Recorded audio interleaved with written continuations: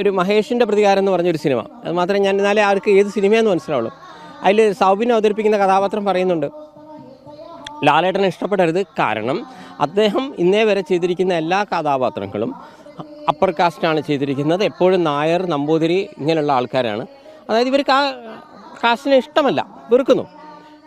അതുകൊണ്ട് അദ്ദേഹത്തെ ഇഷ്ടപ്പെടരുത്, വേറെ നടന്മാരെ ഇഷ്ടപ്പെടണമെന്ന് പറയുന്നുണ്ട്. അത് നിങ്ങൾക്ക് നമ്മൾ ചോദിച്ചാൽ തമാശ, നിങ്ങൾ ചോദിച്ചാൽ അത് ഞങ്ങളുടെ അഭിപ്രായ സ്വാതന്ത്ര്യം, നിങ്ങൾ ചോദിച്ചാൽ നിങ്ങളോട് കാണാൻ പറഞ്ഞോ എന്ന് പറയാം. പക്ഷേ ഇതെല്ലാം കണ്ട് നിഷ്കളങ്കരായ ആൾക്കാർ കൈയടിക്കുമ്പോൾ ഇതാണ് മട്ടാഞ്ചേരി മാഫിയയുടെ അൾട്ടിമേറ്റ് ആയിട്ടുള്ള അവരുടെ അജണ്ട. അതായത് സവർണ വിവാഹത്തിന് അവരെതിരാണ്. അവർ മോഹൻലാൽ അടക്കമുള്ള നടന്മാർക്കെതിരെ. എന്തുകൊണ്ടാണ് ലാലേട്ടൻ്റെ സിനിമകൾ ഇറങ്ങുമ്പോൾ ഇത്രയും ഭീകരമായിട്ടുള്ള അറ്റാക്ക് വരുന്നത്? നിങ്ങൾക്ക് നോക്കിയറിയാം. ഹിറ്റായ സിനിമകൾ പോലും ഭയങ്കരമായിട്ട് സോഷ്യൽ പ്രശ്നങ്ങൾ ഉണ്ടാക്കുന്നു. അവരെ ഒരുപാട് പ്രോബ്ലംസ് അവർ ക്രിയേറ്റ് ചെയ്യുന്നുണ്ട്. ഇപ്പോൾ നേര് എന്ന് പറഞ്ഞ ഹിറ്റായ സിനിമയ്ക്ക് പോലും ആദ്യത്തെ ഒരാഴ്ച എന്താ ഉണ്ടായെന്ന് ഞാൻ പറയേണ്ട ആവശ്യമില്ലല്ലോ, അത്രയ്ക്കും സോഷ്യൽ മീഡിയയിൽ അറ്റാക്കുണ്ട്. ഈ അറ്റാക്ക് നടത്തുന്നത് മട്ടാഞ്ചേരി മാഫിയയാണ്. അപ്പം ഞാൻ പറയുന്നു, അതുകൊണ്ട് ആരാണ് മട്ടാഞ്ചേരി മാഫിയ എന്ന് ചോദിച്ചു കഴിഞ്ഞാൽ അവരുടെ സിനിമകൾ ഇങ്ങനെ ആയിരിക്കും. മദ്യം, കഞ്ചാവിനൊക്കെ പ്രാധാന്യം കൊടുക്കുക, ഇന്നൻ്റെ നടന്മാർക്കെതിരെയുള്ളൊരു അജണ്ട. പിന്നെ അവരുടെ സിനിമയിൽ എപ്പോഴും വില്ലന്മാരെന്ന് പറയുന്നത് ഈ ഭാഗത്ത് ഈ നായർ, നമ്പൂതിരി, അയ്യർ ഭാഗത്തുപ്പെട്ടവരായിരിക്കും. അത് നോക്കിയാൽ മതി, കണ്ടാൽ നിങ്ങൾക്ക് മനസ്സിലാവും. ഏതെങ്കിലും ചില സിനിമയിൽ ബൈ ചാൻസ് സംഭവിക്കും, നമുക്ക് മനസ്സിലാക്കാം. അത് മുമ്പും അങ്ങനെ സംഭവിച്ചിട്ടുണ്ട്. അല്ലാണ്ട് എക്സ് ഇങ്ങനെ മതക്കാരെ കാണിക്കരുത്, വൈ മതക്കാരെ വില്ലന്മാരാക്കെന്ന് പറയാൻ പറ്റില്ല.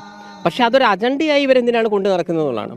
അത് അവരെ തെറ്റല്ല, ശരി, അവർ മനസ്സിലാക്കി വെച്ചാണ്.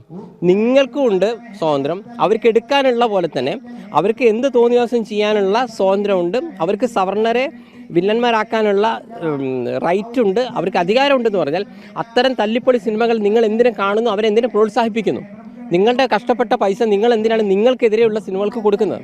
ഇവിടുത്തെ നമ്മൾ നേരത്തെ പറഞ്ഞൊരു കാര്യം, ഈ സ്കൂൾ കലോത്സവത്തിൽ വെജിറ്റേറിയൻ ഭക്ഷണം കൊടുക്കുന്നത് കേരളത്തിലെ നായർ, അയ്യർ, ബ്രാഹ്മണ അജണ്ടയാണെന്ന് പറഞ്ഞ മഹാന്മാരുണ്ട് ഇവിടെ.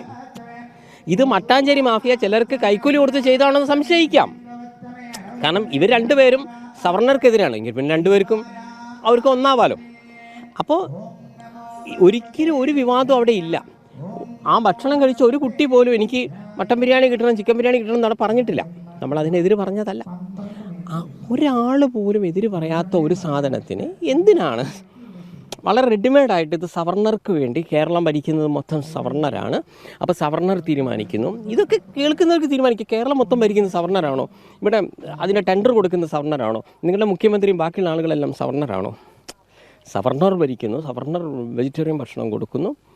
എങ്കിൽ തിരിച്ച് ചിന്തിക്കാം. ഈ വിവാദം ഉണ്ടാക്കുന്ന മട്ടാഞ്ചേരി മാഫിയയുടെ ചില ആളുകൾക്ക് ഈ ടെൻഡറിൽ എടുക്കണം. ഈ അറിഞ്ഞോ അറിയാതെയോ അതിനകത്ത് ചില സിനിമാ താരങ്ങളെങ്കിലും പങ്കാളികളാകുന്നു എന്നൊരു അഭിപ്രായം.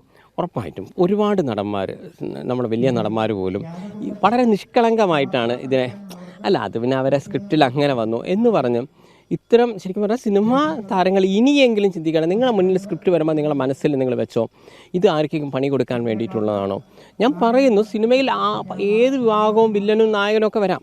പക്ഷേ ഒരു വിഭാഗം കണ്ടിന്യൂസ്ലി അത് മാത്രമാക്കുന്നത് എന്തിനാണെന്നുള്ളതാണ് ഇവിടുത്തെ ചോദ്യം. അതിനനുസരിച്ചിട്ടുള്ള ചില മതചിഹ്നങ്ങൾ, അതിനനുസരിച്ചിട്ടുള്ള കാര്യങ്ങൾ മാത്രം എന്തിനാണ് വെക്കുന്നത്?